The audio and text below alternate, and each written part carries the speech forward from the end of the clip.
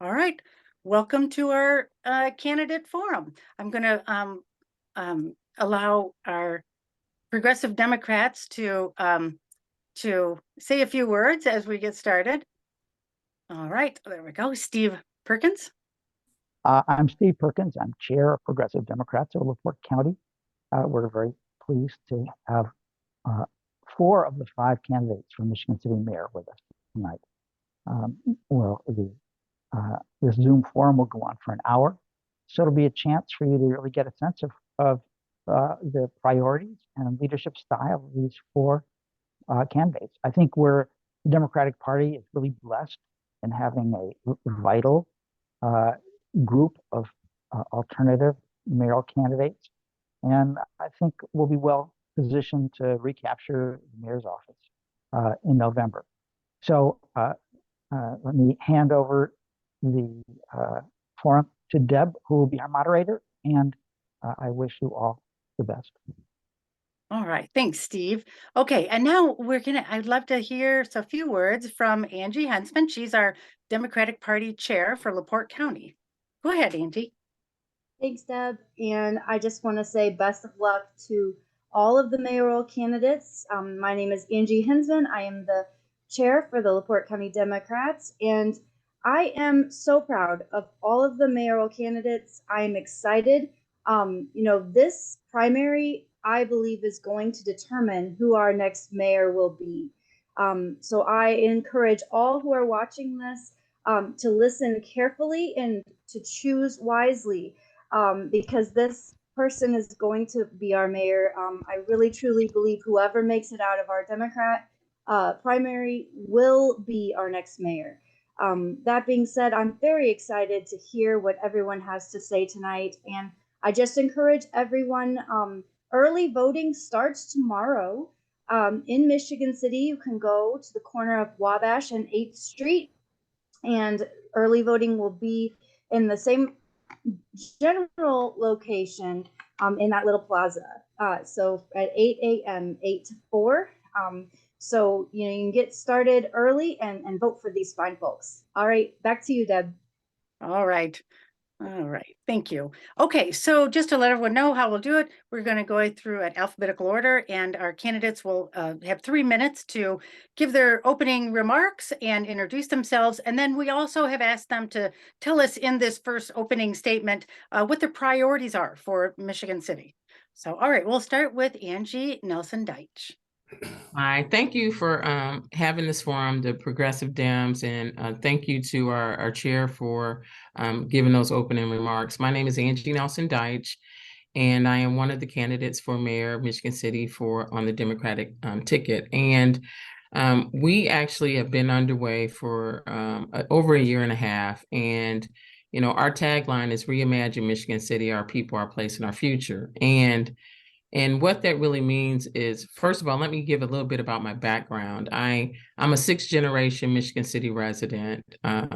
My great-great-great-grandfather was 100 and something years old when I was born, and who we lived with when I was born in 1971. So we have a long history here in Michigan City, and I went to school here and then went off to school. I'm an electrical engineer by degree, and I have a master's in public affairs from Indiana University, and did some law school before I joined NIPSCO. So I have over 25 years of management experience in the telecommunications and in Dwyer Instruments and with NIPSCO. So broad background as far as being in government and public affairs at NIPSCO and at NiSource. And then moving back here in 2003 after being gone to school, and just really jumping in to being a part of the community. I've been a Girl Scout troop leader, coach for many different sports, and dozens of boards that I still currently serve on with my time and my money. So I just want to give that background because I'm very committed to this city, and it's shown through my efforts and all the work that I do. So going back to what our tagline is, so people, my priorities for people are making sure that, number one, that our city is a customer service friendly city, and that means supporting our employees. We've talked about over the last last 2 months, about how do we embolden and empower our employees to be our frontline customer service reps and providing them opportunities. And as I stated back in February, using that Promise Scholarship money for employees for tuition reimbursement and different opportunities. Also, as far as people, our seniors, we're rolling this out tomorrow, but we're putting forth a plan for our seniors that have not just a senior center director, but also someone who is engaged with connecting seniors that are in assisted living, creating a database of seniors who live by themselves or differently abled people. So in case of an emergency and they want to be checked on for wellness visits and all those different things, that the city helps provide those services and connecting them. Also, we've already expanded the Promise Scholarship, but now I would like to take that a step further to make sure non-traditional students, the parents of these students, have an opportunity as well. We are not spending the money the way that we thought we would. So there are many opportunities. But then we get into place, we start talking about public health and safety. And one of our plans is definitely to create a public health and safety leadership rotation program where we capture those students from AK Smith that are in the EMT, the fire science, and the criminal justice program. I'm so sorry, Angie, but our time has run out for this. Okay, well, I'll close it and say, we'll get more into all the different parts of it. And that 2 minutes did go by fast because I have my timer on. So again, thank you, and more to come. That did seem like a short. I thought you said you were going to give us 3 minutes. 3 minutes. Is that what we're doing, Dahlia? Well, that's what you said. So I hope that's what we're doing. Sorry, but that's what I had on my clock. So I don't know. Right, I hope it was okay, but all right. Okay. Well, we'll get back to it and we'll talk more. Okay. All right. Thank you. Right. And so you're welcome. And now our next candidate would be Ron Meir. So Ron, go ahead and introduce yourself and tell us about your background and tell us about your priorities for the city. Well, good evening. I am Ron Meir, former mayor of Michigan City for 2 terms, 8 years. I'm on the resident side, and I've always been on the Michigan City resident side, and I want to emphasize that.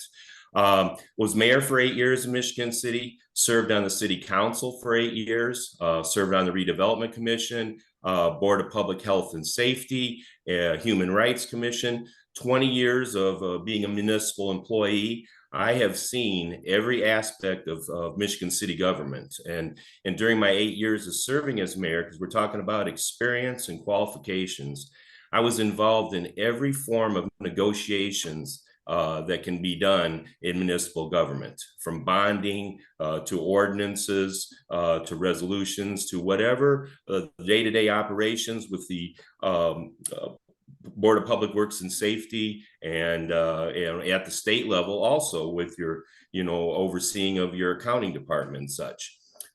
It's very important that we look at somebody that can walk in on day one and knows exactly how the city runs and how it should run, and can run the day-to-day operations of Michigan City. My platform is pretty straightforward. Public health and safety. Obviously, we can't keep tolerating these shots fired in our neighborhoods, which we just had a couple more incidents, 3 incidents in the last week again. It's getting to where that's a norm, and that's unacceptable from a public health and safety perspective. Finally, the council recently did initiate some of the things that we were trying to initiate back in 2019, my administration and my police administration. But we have to go further with the cameras and the shot fires detectors, detection devices. But also, most importantly, we've got to get our police force, the women and men of the Michigan City Police Department, back to full strength. And that's why I have proposed offering the Promise Scholarship to the children of the Michigan City police officers and the Michigan City firefighters for a retention and recruitment tool. So public health and safety, because we can invest millions, billions in this community, but if we don't have that and people don't feel safe and they're not safe, we're wasting our money. So that's a high priority. Our roads have not gotten the attention that they should be annually for the last 3 years. It's been just total failure. Our roads are deteriorating, crumbling. Sidewalks are not being repaired. I'm not sure why that's not being pushed more, but obviously there's not been much cooperation between the city council and the current mayor. And I think, in order to get things accomplished for the residents, you got to put that stuff aside at times of the differences. And I don't think that's been happening. The fight on blight, the demeanor of our city is so important for investors. And when we talk about economic development, when I was mayor and you're working with potential investors and things, you're riding around this community, and they don't just ride around certain areas of where they're planning on doing their development or their investment. They ride the entire city. They look at every neighborhood. They look at the school system. There's a lot that's evaluated. So a fight on blight is, for some reason, over the last 3 years, the code enforcement has went down.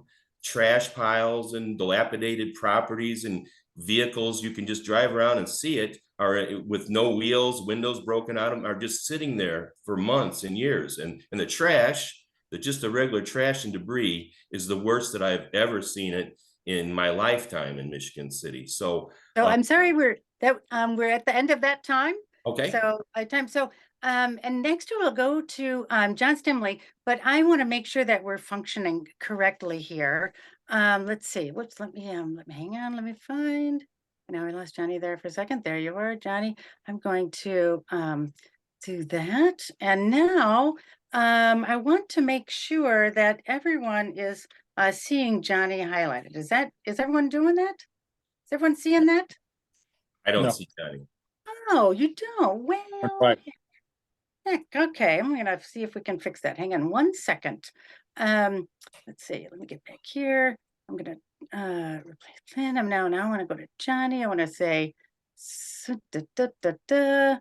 there we go. Okay, how's that?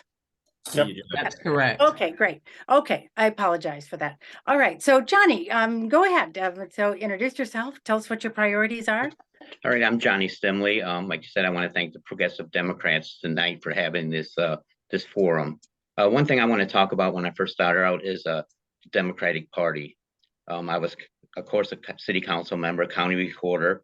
I was a longtime member of the Democratic Civic Club in LaPorte. I was a Democrat state delegate, precinct chair, and the Cool Spring Club. I was a member of that for years, and I was also the president of the Cool Spring Democratic Club.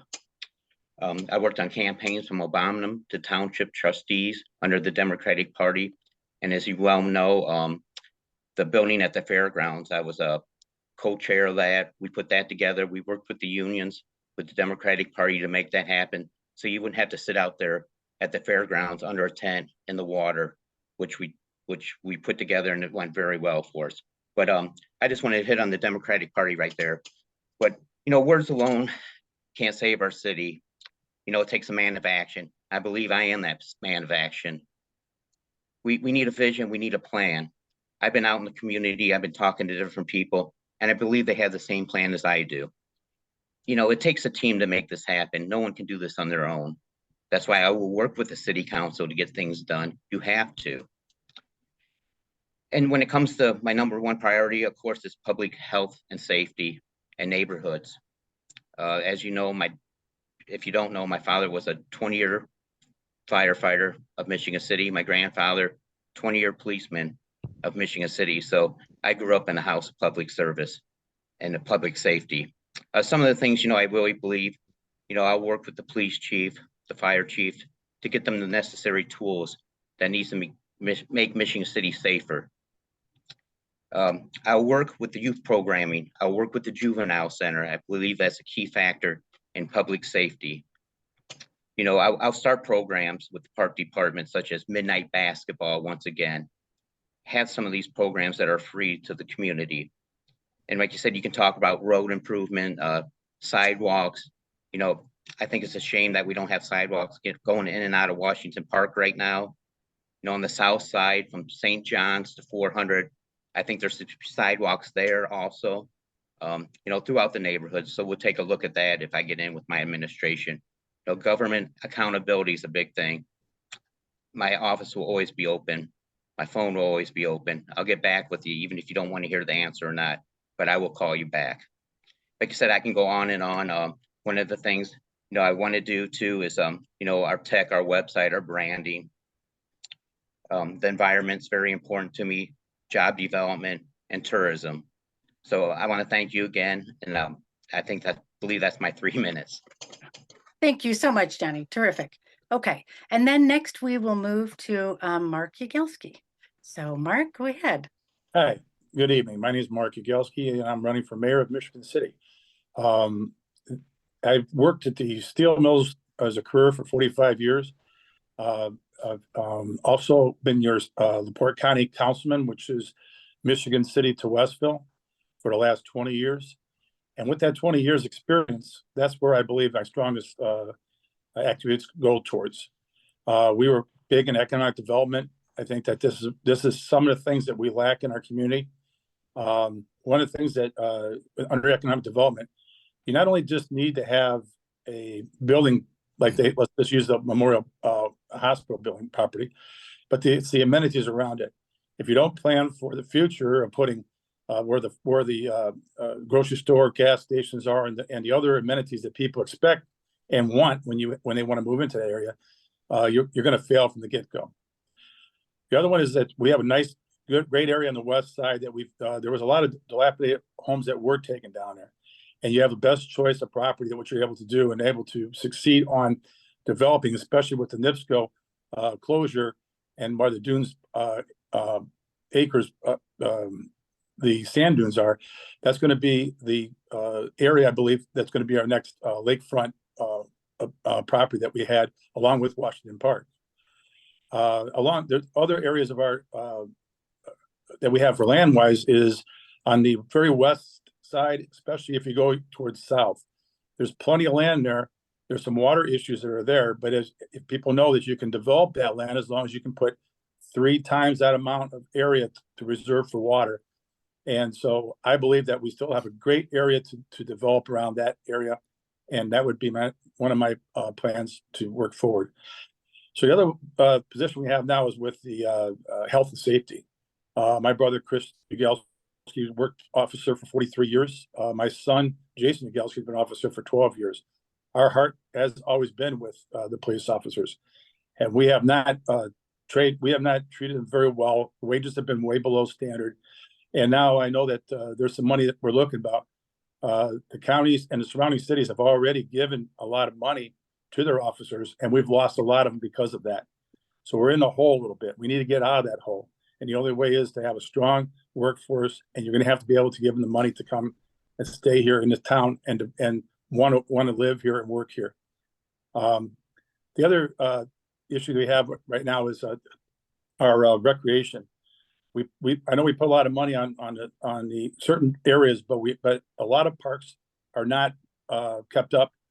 There's not ability to have children be able to play in those parks. I've been through all of them, and we need to spend the money, and it's not a lot of money, but we need to spend money to bring those parks back up to the quality that Michigan City deserves. And last but not least, in a town our size with economic development, we truly need to work with surrounding areas, and we're strong as one unit. If we're divided, we will fail. And so my ability to work with 3 commissioners when I was a county councilman, I believe I'll be able to work with the city council and be able to work and be able to communicate with them and have an ongoing dialogue with them. I appreciate your vote. Thank you. All right, great. Thank you.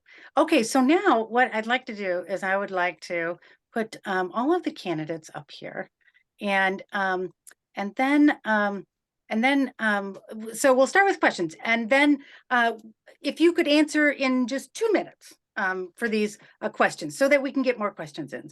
So we'll start with you, Angie, and I want to ask about the how you feel about the NIPSCO closure. The 2028 was the year that they had said they would close. And what do you foresee happening during that closure? and the transition. And then what would you like to see in that space after the closure? Thank you for that question. Well, I spent 10 years at NIPSCO, and one of the factors in me actually leaving NIPSCO is not really being on the same page with what the plans are for the plant. So, as you know, I've supported a full cleanup at the NIPSCO plant. But what I really see for that transition is that we will work with them to figure out, because it's pretty clean in there. I've taken people on tours in there, and I would like to see mixed use, no residential development there, but I would love to see some green space there and access to the west side.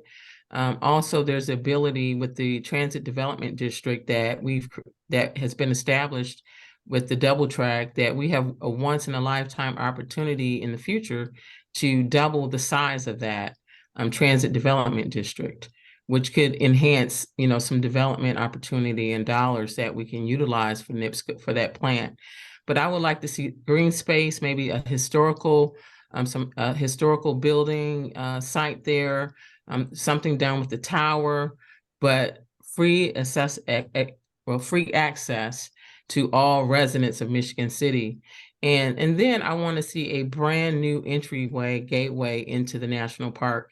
It's a shame that, St. Joe County says they're the gateway to the national park.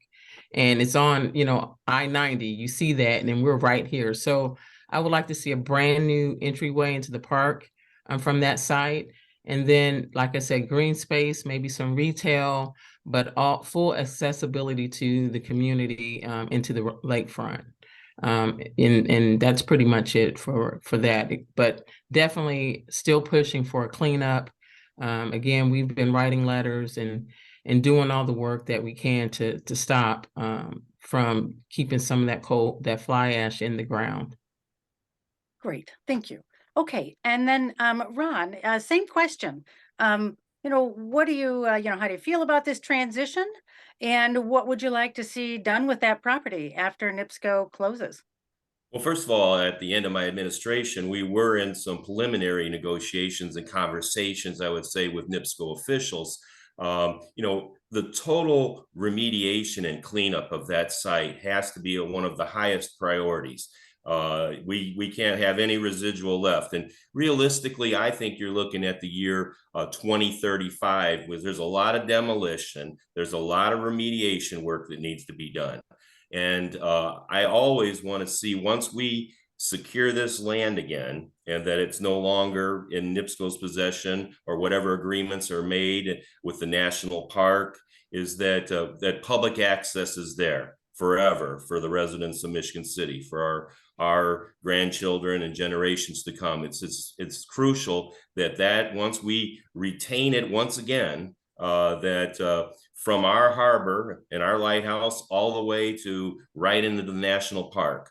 And we are not doing enough to adopt the national park as being the host city. Michigan City should be the host city and the gateway, which we were getting ready to start to work on in the end of 2019, which when the new administration, which in my opinion has been a total failure for our city, we've been very, very stagnant. But back to the site, total remediation, all the pollution has to be removed by NIPSCO. And then I do not want to see any heavy development of housing or things of that nature. I think it's got to be set in an environmental setting, similar to blend right in with the national park, and you can go right up to Michigan City into our harbor. But I think it's going to be the best for Michigan City. It's just that we're making decisions for generations to come, and that's very, very important. That who's at the table negotiating, and I have no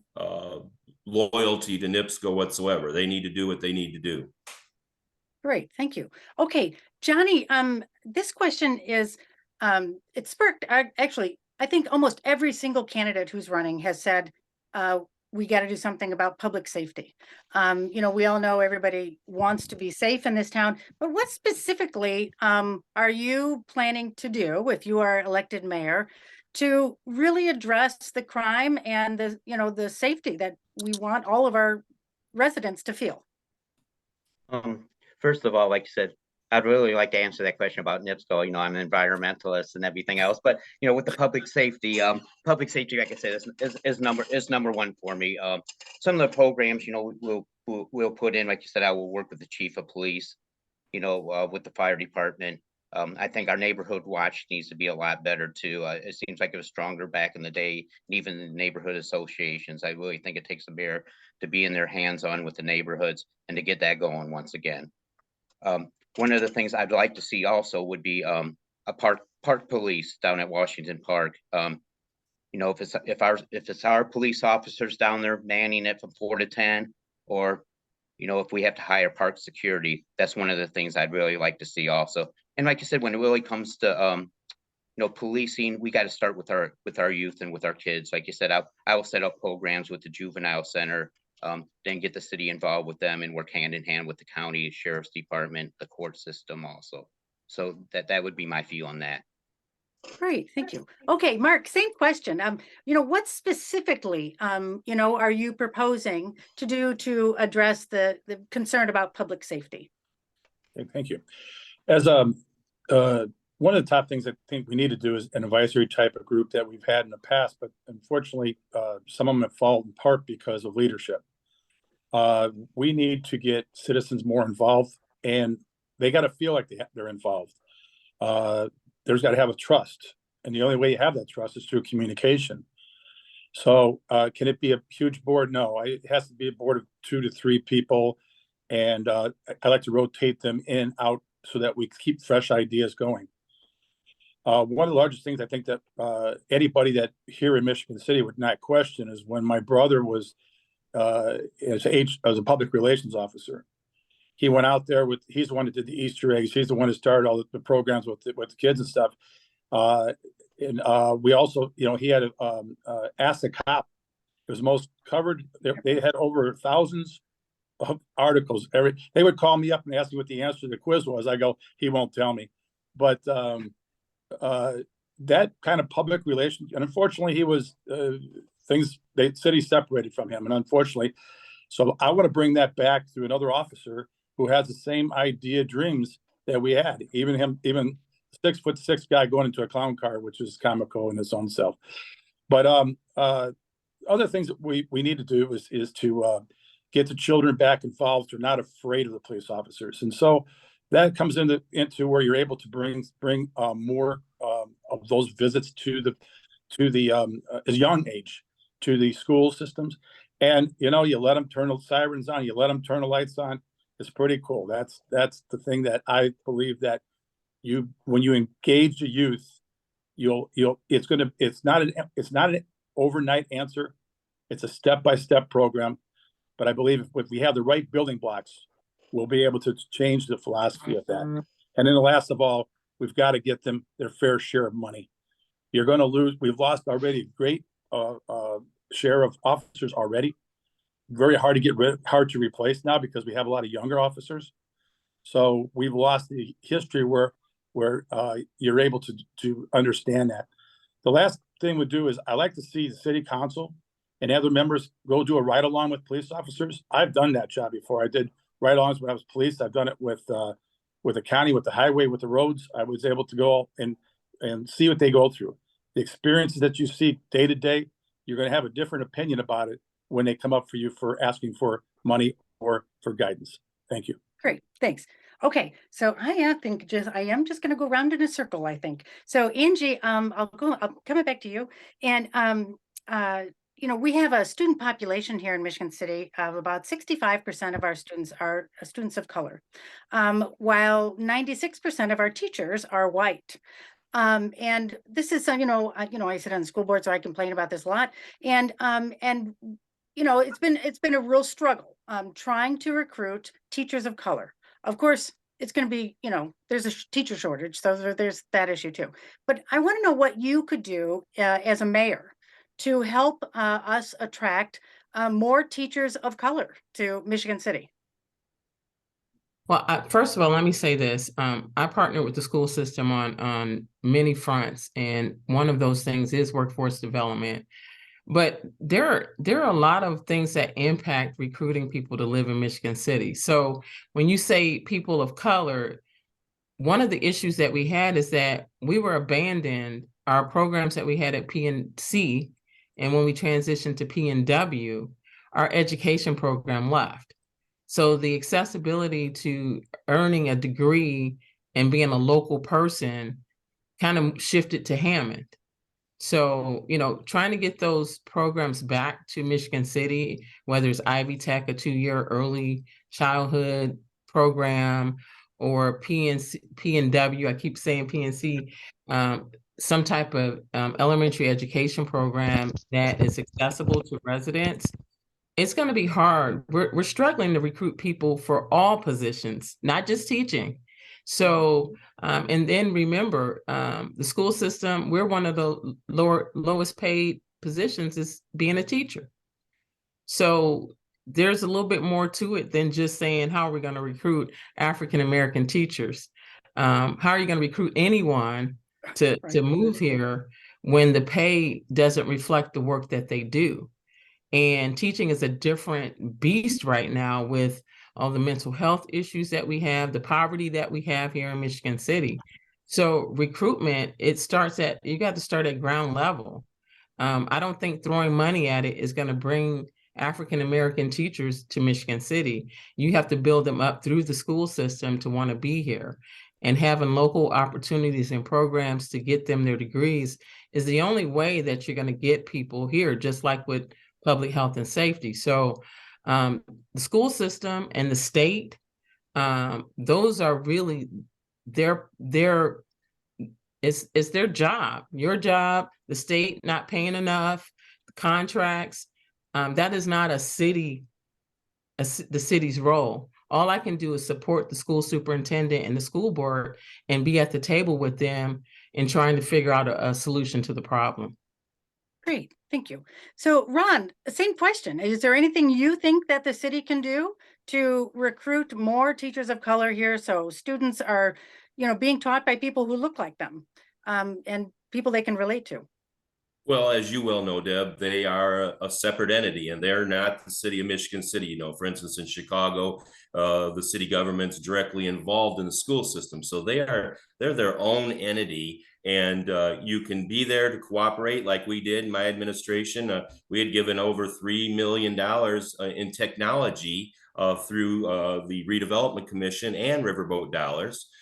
My administration put in place the Promise Scholarship, which we always knew would expand. We wanted to start it out and to homeowners first, and then move it into renters, and we're still talking about expanding it even further. But as far as the recruitment, like I say, your main responsibility is the city of Michigan City and what's going on there. If you get too deeply involved, because we have recruitment issues ourselves in all of our city departments, as far as even with diversity. So in some departments more than others, and sometimes that's law enforcement. And I am pleased to say that during my administration, we had one of the first women firefighters, and we also met the federal decree that was put on Michigan City in the 70s of African-American representation. So we were able to succeed that goal. So I think, if the schools come to us, the school administration, school board talking,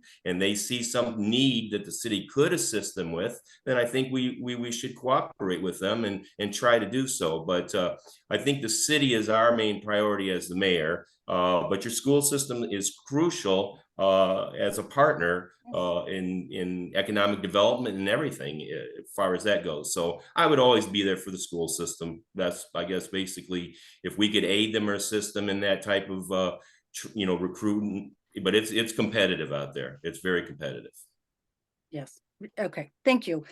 Okay. So Johnny, question for you is, we have several areas that are really food deserts here in Michigan City. Do you have any plans that address that issue so that people can actually access nutritional foods, not something they buy at the gas station, and really help improve the health of the citizens here? Like you said, I know there's talk before about the food deserts and going that way with Eastgate Plaza. They tried to assist as much as they could to keep that grocery store intact over there. The people have to support it. It is a business. It is a business. The people have to support it to be there. Of course, I would do what I could, when with the farmers market, when I was on the Main Street, we started the SNAP program with them, a food desert. But like you said, I'll help out as much as I can with the nonprofit organizations and what we can do. It's a issue to the government, but it is also a private issue with the investments in the grocery stores also. Okay, great. Mark, same question. What would you suggest that you could do as a mayor to address the food deserts in Michigan City? Well, not only just that, but the quality of food that you mentioned. I would like to see, I've already approached a couple of years back on this, is to have a co-op and have neighborhood co-ops. One of the areas that we mentioned, the West Side, vast amounts of property. You're talking acres of property. One of my friends that lives outside, John Coulter from Coulter's Farms, a pumpkin place, he was one of the people I was working with. He said he could bring his equipment in and till up the land and utilize some of this property and get some public back involved with that. And they could sell their wares. And one of the strongest things that this town messed up on was our farmers market. We had a #1 farmers market, and a lot of political stuff happened, and it was politics. And then we ended up losing it to Chesterton and other areas. Valpo, they have strong farmers. I would love to bring that back in, because it's great to bring that type of nutritional value of fresh picked green beans, corn, so on and so forth that citizens need.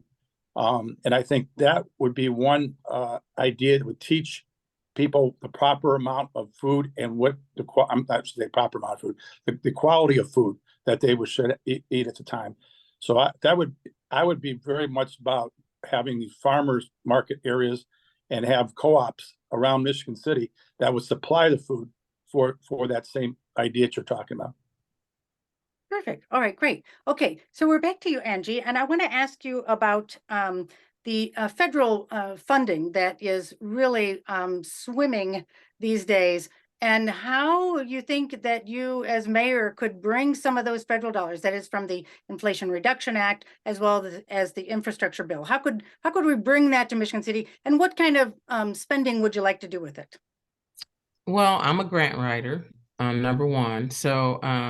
So over the last several years, so I've attended, I actually presented at Prosperity Indiana's conference on diversity, equity, and inclusion in our cities, and attended the National League of City University, their university, where I went through multiple trainings for a day, and then went to the summit and did a visit with the Economic Development National Conference, where we did a tour of what Oklahoma City was doing. And a lot of times we get stuck in what we've done historically and not really utilize and leverage the funds that we've had.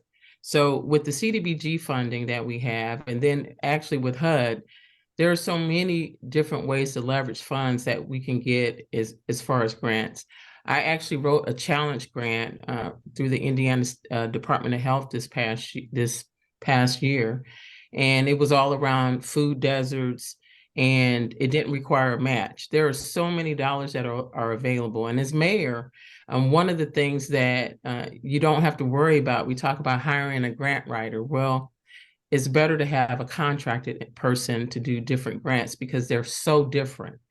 I'm a part of grants.gov, and I see so many different grants that are available to the city. And one of the things that I would champion with department heads is that we actively seek those grants. And as we find them, we identify the people that are the right persons to handle the grant. As far as writing it, you don't necessarily have to have a full-time grant writer to do that. But because I have experience in doing grants it makes it a little bit easier to identify ways to do that. And then you let the professionals do it. One issue that we've had, and this is during Mayor's term, that he actually had a great CCMG grant writer in a local engineering firm. Well, we've dropped the ball multiple times on that. The mayor's dropped the ball on that multiple times. And what a travesty, and it's like, how many roads could we have paved in the last few years if he had just bitten the bullet and gotten the pride out of his way and called that firm to handle the grant? They've never missed the grant cycle, but yet we've missed 2 of 3 cycles, 2 of 4, I don't know, many, and it's just unacceptable. So we need to let professionals handle that. But I have a keen eye for that. I write grants, so I feel comfortable and confident that there's $500 billion that will be available in infrastructure monies. I help, put together our ready package for Michigan City because the current mayor would not participate. So there you have it. We are missing out on money. We're missing out on earmarked money because they put politics into it. Our congressman is willing to give us the money, but again, we've missed out on it because he won't meet with them to even ask for the money. So I just believe that any candidate that is running for mayor at this time will be 100 times better than what we have right now. Great, thank you. Okay, Ron, same question. You probably have some experience in this, having served in that position. But how can you bring, as Angie points out, $500 billion of money out there, and that relies on competitive grants. So you have to apply. So what kind of funding would you like to see us get, and how would you get it? Well, first of all, during my 8 years as mayor of Michigan City, we secured probably 20 or $30 million in federal and state grants. And they spoke of the community crossing grants, which we never missed a cycle with that. We were here's the thing, as the mayor, you whether it's your department head or whatever, you have to check up and you have to continue to look into, is this on course? We had some good people, Michael Cuss, and actually, Deb, you worked on the lead abatement, which, has totally been abandoned by this mayor it was a push for lead safety to protect our children. We secured $2.3 million grant, and he just said, send it back. So I'm not going to spend too much time talking about the current mayor because he's, in my opinion, a total failure. But we were able to secure environmental grants. We did insurance mining. You have to constantly be involved in the grant cycle. Shannon Eason was great in getting grants for the Michigan City Park, ADA grants, environmental grants, trail grants. So you have different people in different departments with different capabilities. And then when you need to, you use engineering firms that specialize in certain grant writings, and we move forward there. But we were very conscientious of not missing grant cycles, and we've probably lost and almost probably about ready to lose a 3rd cycle if things aren't, to my understanding of some of the things I'm hearing out of City Hall, that we may be losing a 3rd cycle if they don't get it together. But we would use local engineering firms when it came to the community crossing grants, which is a state grants for roads and sidewalks. Yes, it costs a little money for that, but we had insurance that things were going to happen correctly. Right now, and I think it's going on 2 years, the city of Michigan City doesn't even have a city engineer. They're contracting that out. Some cities have an engineering department with an engineer and a couple of assistant engineers. Michigan City doesn't even currently have an engineer, which is unacceptable. But I think the point I come across is we were very successful in securing federal and state grants. One of the grants that I'd like to see right now, because the Triangle bus system went down, is more connectivity with like Silver Birch, a facility, Tall Timbers. We should be expanding and there's a place where there is transportation, federal funds available. And so we need more connectivity with our bus system. And yes, they would have to do a route study and change the routes, but that's necessary, particularly since the triangle route, which was funded and there was some residual monies, wasn't successful. It was, it was talked for many years that it was needed. We did a co-op with Purdue Northwest, the city of LaPorte County, Michigan City, and we tried it, but it was not utilized like they thought it would be. But I'm sorry, we are out of time for this question. All right. So we'll give you a chance. So, all right. So Johnny, I'm going to move to you. I want to talk about housing. There's been lots of talk about the double track, and there is some concern that it will cause real gentrification in the city, and that housing for our regular residents will become unaffordable.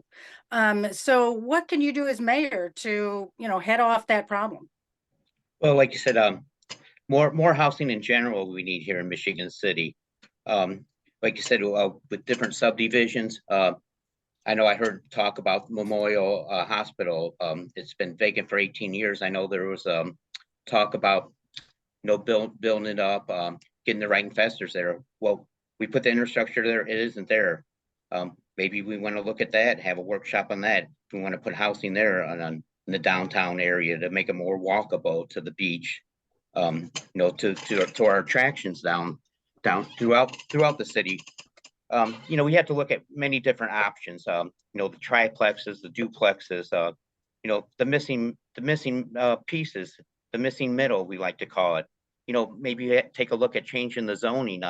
Zoning is going to be a key issue around the double track. The double track, it's here now. It's up to us here in Michigan City to make it work, to get the people here, with the housing.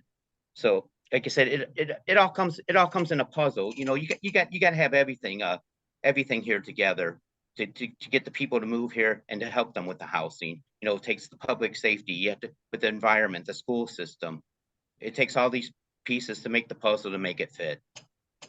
Right. Okay. Thanks. All right. And Mark, same for you. Talk about housing and what we can do to make sure that people here don't get priced out of the housing market. When the whole double track, that was something I worked on I was 17 years on NICD board. So we understood that TRD development in the areas what happens is we look at as an opportunity. We look at the areas that if you look at, some people mentioned like St. Joe, where people live above their businesses, not like they did in the past here in Michigan City. There was a lot of homes in that stretch along 11th Street that still need to be developed. And there's our problem. In Michigan City, we tend to just tear houses down. We do not work with homeowners. I know that, for example, when tax sales come up, that before you even get to there to look at the house to buy it, Michigan City already tore it down. It wasn't even their property to tear it down. It was the county's. So when we went to bid on homes, they're gone. We got to stop that mentality of tearing things down and trying to fix them up and using good, smart tools with the planning department to allow people to do it. Not everybody has to be a registered electrician to do any type of work. We have to allow the ability to have people to do work on their homes, and then they can afford the homes that they want to develop. Along with that, with the plans of that, of course, is new homes. The average home in Michigan City is 1944. That's the average home. We have to build new homes. The one newest home development we did was on the south side, and you can't even get into that. You have to be on a waiting list to just buy the house there. So along that whole corridor, you're going to see some development, but unfortunately, I don't believe you're going to 100% market this just to a person that can afford it. The prices are going to go up accordingly. We've already seen in the last 5 years incremental changes going up, where you had a $30,000 house you could buy, and now you're looking at $130,000. So we have to work with another system is work with the banks. If we can get the banks to work cooperatively with those type of loans, because they all have to give so many loans out to the people that could meet the criteria. So if you work with the banks and work that program out, that program is a workable program. And I believe if we stop tearing these houses down to start, but don't let a house sit there for 7, 8, 10 years. And not all of it's because the courts got involved in that. It's because of just our lack of ability to do anything. And I think that the last 4 years we've seen that. I think I'll get the same thing with my other candidates, that we've had 4 years of failed administration. Thank you. Okay. All right. So for this last round, I would like you all to, if there was a question asked that it wasn't asked to you and you would like to respond to, or if you would like to respond to one of the other candidates and what they responded to in a question, go ahead and take this time now. So if you need a reminder about what questions were asked, but if there was a question that was asked that you didn't get respond to and you would like to do that, you can go ahead and do that now. We'll start with you, Angie. Okay, well, for housing, let me say this, that we haven't done any demolitions over the last several years, and we need a robust infill housing strategy. So we need an account of all vacant land that we have, and that's how you utilize the local non-for-profits and identifying that property and using organizations that are, first of all, equipped and have the background and supporting our families. And with housing, you can do it in all of the neighborhoods with infill housing by having there are state tax credits. There are programs where we can beautify neighborhoods, take, chunks of properties and put new housing on, and no one would know they're not market rate. You have programs that support families, but in order to do that, gentrification is based on income. Workforce development is a key for people being able to afford that housing and affordability. And as mayor, it is our role and responsibility to work with our state legislatures to make sure that they're putting forth legislation that supports our families in housing and their needs. And then on the second piece of that, because I need to get to this, is for food deserts. We've had them for a long time. And there are so many different things that we can do on the east and west sides of town.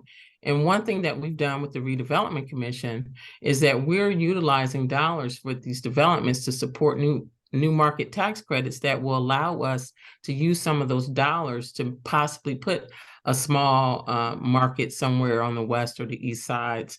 But we really have to understand, and the grant that I wrote to the Department of Health included a feasibility study, and we still have a grant out there with the LaPorte Healthcare Foundation that I wrote with several churches that were involved in creating urban food gardens on the west and the east sides of town, but also providing a new pantry concept along with a feasibility study where we do a survey of residents asking what types of food do they need in their neighborhood if they just need to go for a quick run versus going on the south end of town.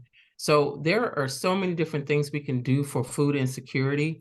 And the first step is you have to find out what the wants and needs are in the community, and then identify a way to bring in a mobile food pantry, or bring in a roving, what do we call it, farmers market. They do it in South Bend twice a month.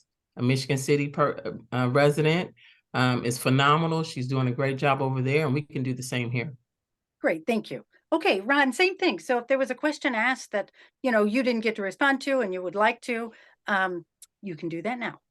Well, I think it would be the public health and safety question that Mark and John had. The importance of that is so crucial right now in our city of getting crime down, getting our neighborhoods protected once again.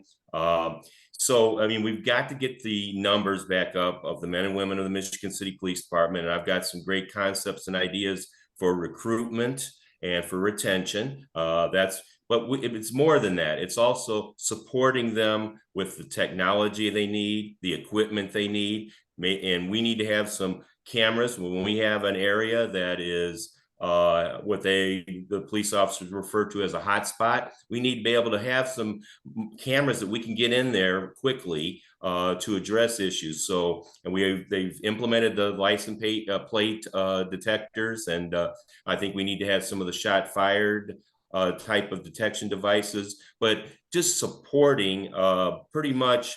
I think my administration had a great reputation of just about anything the police and fire ever needed or wanted that was necessary, that we supported them. I mean, we were able to give them a brand new $13 million facility that we paid off in approximately 4 years. So I think it's what we're going to do to get those numbers back up, because at the current numbers, it limits what the police officers can do because they only have so many personnel resources. So it's crucial that we recruit and retain. And I think that, I have a great plan that will bring officers that Mark was talking about that have left that come back, or we can draw off of other departments. Veteran officers who have 5-10 years of experience and have been through the academy that could come into Michigan City because they want to have the Promise Scholarship offered to their children. So I think that's key, is getting those numbers back up on the Michigan City Police Department. Excellent. All right, great. Thank you. All right, Johnny, same thing. There's a question you wanted to answer but didn't get it. Now's your chance. Oh, one of the things I like to touch base on is what would be my dream about the NIPSCO site, if it came down my decision with the council. One of the things I'd love to see is, I know there's talks in the past about a boardwalk. I'd like to see a boardwalk right along the edge there. And I would not like to see any residential housing there. I believe with our national park right there, I believe it's saying it's drawn about 4 million people a year. I'd like to have the camping, just kind of like the state park does over there in Chesterton area. I know there's talk about expanding our marina at one time with the Port Authority. I believe that was under Overly. I'd take a look at that also to see what we can do there. There's no reason that Michigan City should not be the #1 tourist attraction in Northwest Indiana. I really feel that way about Michigan City. And I've always been about the environment too. I believe it's, we should have an arborist. We haven't had an arborist here for a while. We talk about grants that kind of pays for itself through the grants they write. The arborist did. I sat on the tree board. I had plans about doing a tree painting program. A dog park. I know Ron, I worked with you with the dog park there next to the school administration building. I'd like to see that happen, and more trails throughout Michigan City. I always been involved with that. I like to see that happen also. We talk about our icons in Michigan City. I've been involved with the Washington Park Zoo. I really believe that we should fix Monkey Island for its 100th anniversary. It's coming up here in 5 years to restore that.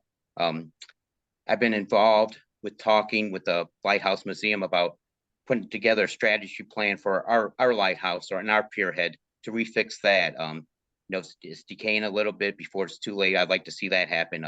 We'll put together an 8 to 9 year program, work with the federal government to get the grants needed to restore that also to where it should be. Excellent. Thank you. All right. Thank you. Okay. All right, Mark, same thing. Any questions that you didn't get, would love to answer. Yeah, I not only didn't get, I think if I go out to the community, one of the first questions I get asked is homelessness. I know we didn't get involved. There's not enough time in it, but I've been on the Swan Center board for 20 years. I've been also 10 years for the CASA board. We have a mental health issue in this area, and that has a lot to do with the homelessness and how we can try to help themselves. We we tend to spend less and less dollars on this particular subject, and everybody hopes it goes away. When Robin Williams killed himself, everybody said, "Oh my goodness, there's a problem," and then if they forget about it, Amy Winehouse, the singer, she, same thing. When these suicides happen, everybody goes, "I'm concerned about it," but then we kind of forget about it, and that's just an easy subject to forget about. And I think this town needs to spend at least some of its money towards that direction. And real quick on the last part of it, I think that Angie and Ron were in that one with the school, just school and how to support an African American teachers in that. With the example that Angie gave, Purdue, I'll go PNC just for conversation. They dropped from 26 to 5 of their degrees, and we allowed it. I think all of us collectively, whether you're a councilman, commissioner, whatever, we need to get involved in that, because they're also dropping the ones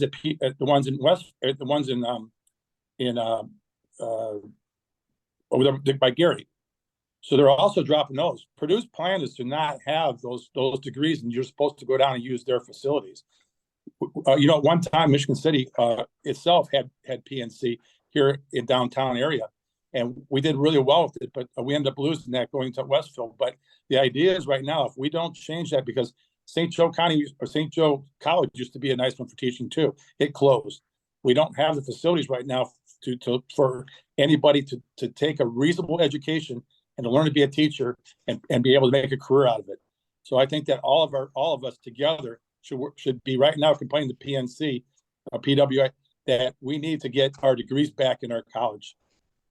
Excellent. All right, great. Thank you. Okay, so so really we're you know, at the end of our time. So I want to give everyone just a few, just actually 1 minute to give a closing remark. And so so Angie, we'll start with you, but hang on. I think you know, we'll just make this a little easier for people to see. So so there we go. Okay. All right. So Angie, yeah, just 1 minute to just wrap up. All right. So I am seeking your vote on May 2nd, and early voting has started. Our website is Angie4MC.com, and I can be reached at 219-229-2740. And what I would like to say is that I'm an empathetic leader, and I believe that my skill set is truly around the development of people. And when I say people, I mean our council people, our boards and commissions, our employees, our citizens, our youth, everything that I've done in my background since I've been back in Michigan City for 20 years has been around the development and the success of our students and our residents. And I believe as mayor, with my management experience, that I can bring Michigan City, you know, transition us to a higher level, because the old way of doing things is no longer will make us successful. Tongue twister there. But again, I think that your support will help elevate Michigan City to the next level. And I would love for you to reach out to me, to have a conversation with me on what your wants and needs are, because I believe that we need to move to the next level with technology and experienced managers that we support, and making sure our frontline workers are our frontline face of customer service for the community. So I appreciate your time, and thank you to the Progressive Democrats for having us tonight. Terrific. All right, thank you. Okay, then we'll move to Ron Muir. And if you could just give us a few closing remarks, Ron. Well, once again, good evening. I am Ron Muir, and I have served as your mayor of Michigan City for 8 years. And we had some exceptional progress during those 8 years. And I think we can do even more than we did those 8 years that I was serving as mayor. I have over 30 years of Michigan City municipal experience combined. I've worked with every city department, every city entity, every city business in negotiations to out in the streets of inspecting projects of infrastructure. There's probably nowhere that I can say that I haven't been in Michigan City. The 20 years as a municipal worker was spent 18 of it out as a street supervisor working in the streets with every single city department.